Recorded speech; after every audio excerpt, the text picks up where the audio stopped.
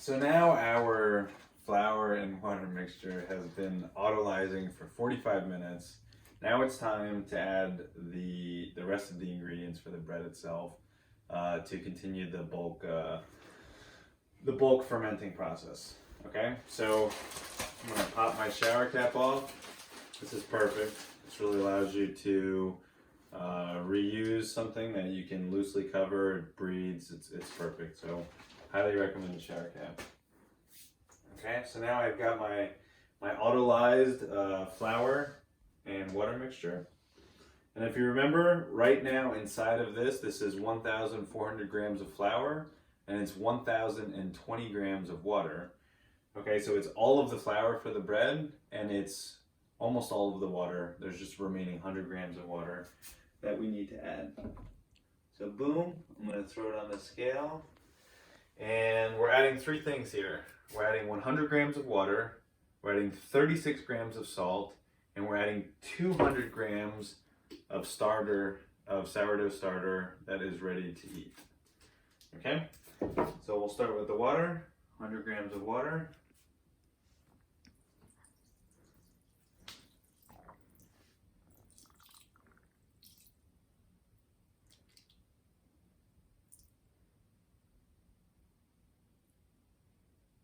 Okay, 100 grams of water.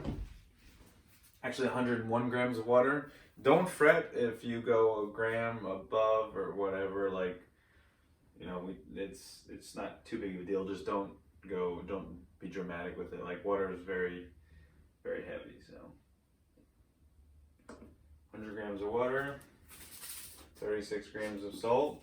I just use natural sea salt, whatever. I don't think salt is too specific, but now 36 grams of salt.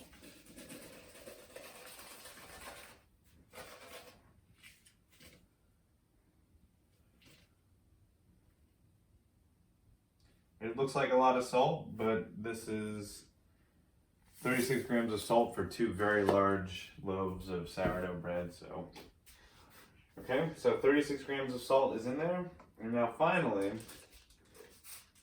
I'm going to add 200 grams of sourdough, of the bacteria. Okay, so I keep my sourdough in a jar here, and you can look in the jar and you can see the sourdough. And you see how it's a little grayish, it's a little liquidy. If you were here smelling this, it smells a little over fermented. The bacteria is definitely hungry. It's been about a week since I have cooked with it and since I've fed it.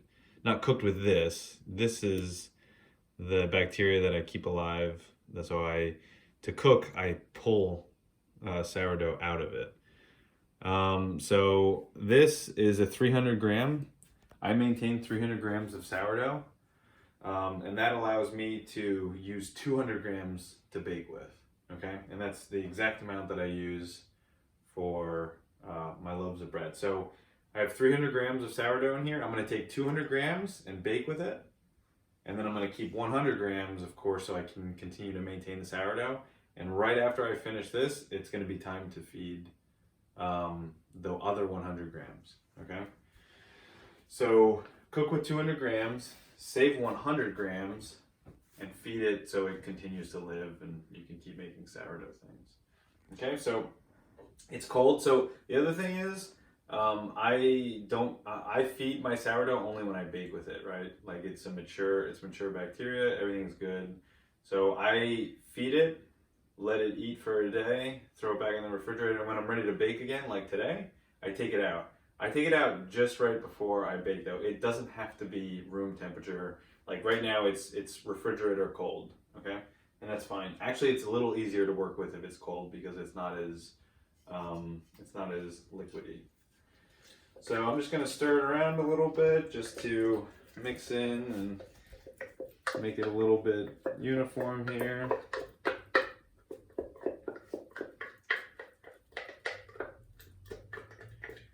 Okay, now that's nice and stirred around itself. This thing turned off. All right. Okay, so now I'm going to add 200 grams of sourdough starter.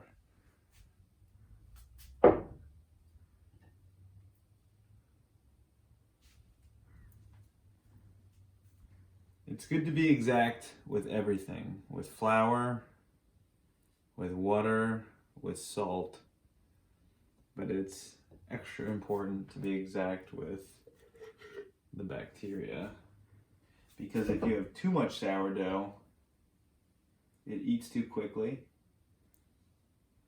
and then you'll overproof your bread. And if you have too little sourdough, it won't eat enough. You'll have most likely have underproofed bread. So I always try to get this to the gram.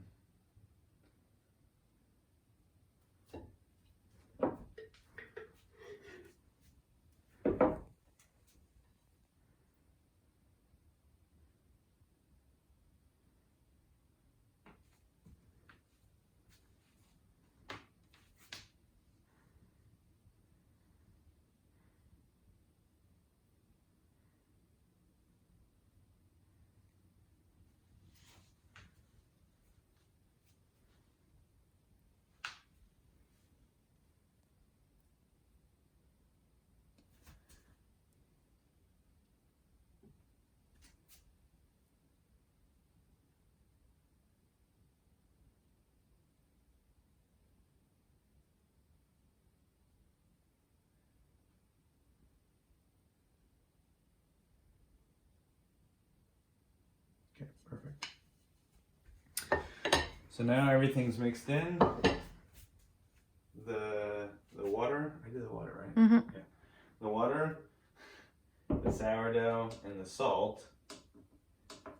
Now it is time to do two things. It's time to actually mix it all, and then after that, it's going to be time to feed the sourdough. This is the perfect time to feed this. But that is a separate part of the process, but usually you do it at the same time. Just like with before when we wanted to autolyze it, just use your hand, okay? And the first mixing here is just getting the sourdough and everything all mixed in there. And the good thing is, so I feed my sourdough with whole wheat flour, okay? So you can see it has a darker brownish color for the sourdough itself. I cook with a more bread-like flour that's higher in protein, so it's a whiter flour, okay? So for me, it's very easy to see how well things are mixed in. I'm looking for a uniform color. If you feed your sourdough starter with the exact same flour that you bake with, you won't have the advantage of the contrasting colors, but whoops. You'll get a feel for when it is truly mixed. It's going to feel very watery at this point. It's going to feel very smooth. Not smooth in the sense of uniform, but smooth in the sense of just liquidy. Very moist. And I found that even in the beginning stages of mixing, just folding it over and mashing it in and just really just pinching it together really helps it mix in.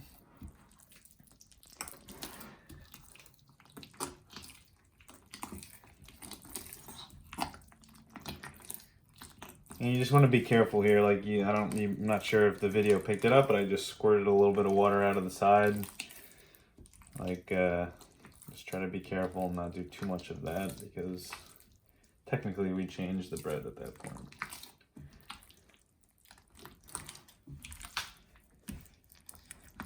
And every once in a while with your fingernails, you might feel some flour that's stuck on the bowl. Just scrape it off. That way it all gets mixed in.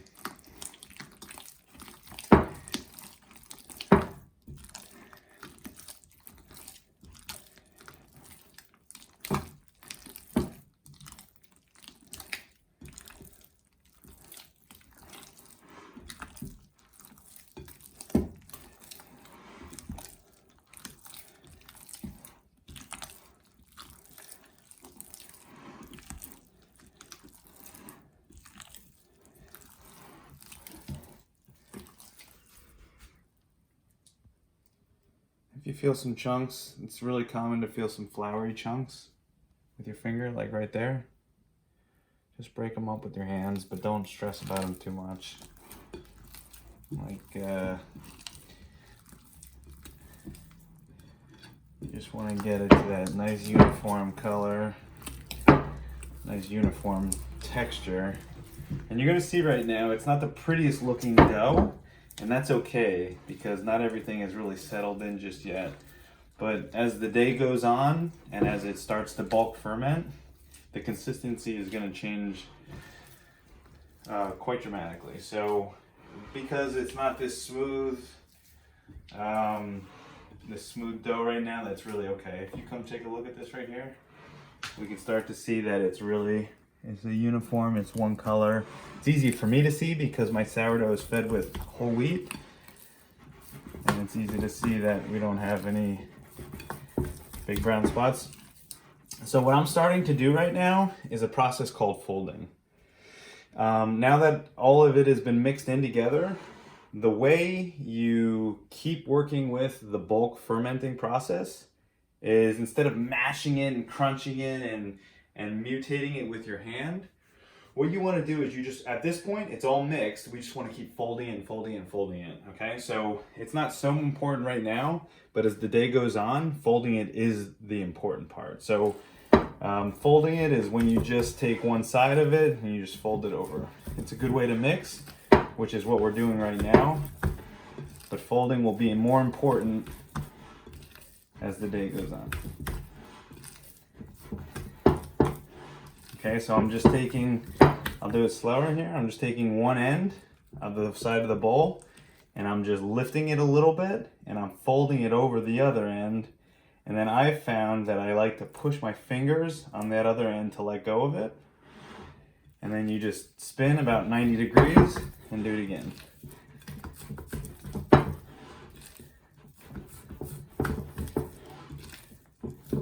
And it's gonna start feeling like it's becoming one mass at this point.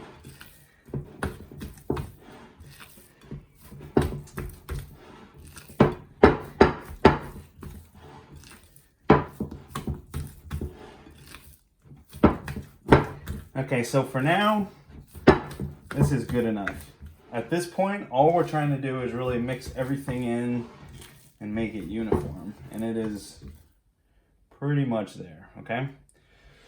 So now, we've mixed everything in. We've autolyzed for 45 minutes, just flour and water. Now we've mixed in the rest of the 100 grams of water, the sourdough starter, the 200 grams of sourdough starter, the 36 grams of salt. We mixed everything into a uniform dough. So what we're going to do now, this is now bulk fermenting, okay? So all day long, the other thing I should have mentioned is you should be doing this all in the morning, okay? And the reason you should be doing this in the morning is because it allows you to keep your eye on it throughout the day. If you're to do this at night and let it bulk ferment while you're sleeping, then you're not going to be able to fold it. And this is definitely something that you start in the morning. So now that it's all mixed together, what you should be doing for the next 2 or 3 hours is you should fold the dough, which I'll show you in the next video. We're going to fold the dough periodically about every 45 minutes. And we're going to do that for a few hours. So bulk fermenting, this whole process is a very variable process, okay? So right now, the dough in this stage is typically going to be like this. What time? It's 11 a.m., 10 a.m., 11 a.m. It's typically going to be like this until about 8 p.m., 9 p.m. tonight. So it's roughly, for me, it's roughly 8 to 10 hours of bulk fermenting, okay? But there's a lot of factors here, temperature being the largest factor. In the winter, for the latter part of bulk fermenting, I typically put this mixture into the oven. Do not turn the oven on, of course, that would be awful for the glass and for the sourdough. Sort of a handy little way without having an actual bread proofing box is to use the oven with the oven light on. The oven light raises the temperature inside the oven, which is already insulated fairly well, and allows you to get a certain temperature. I don't know exactly what the temperature is in Fahrenheit, but especially for the second half of bulk fermenting, I like the dough to be roughly around 27 degrees Celsius. And that allows it to progress along fairly well. That way, you're ready to split the bread and do final proofing before you go to bed. Or split the dough, it's not split the bed. Split the dough before you go to bed. So that was a lot of information. So we're bulk proofing right now. We're going to spend the next 3 or 4 hours folding the dough every 45 minutes, and then we're going to let it sit to finish bulk proofing. If it's a cold winter, we're up here in New England. It's a fairly cold place. So in the winter, I typically use the oven with the light to raise the temperature a little bit. Okay, I'm repeating myself a lot. All right, I think that's probably good for now. Can you hit stop, please?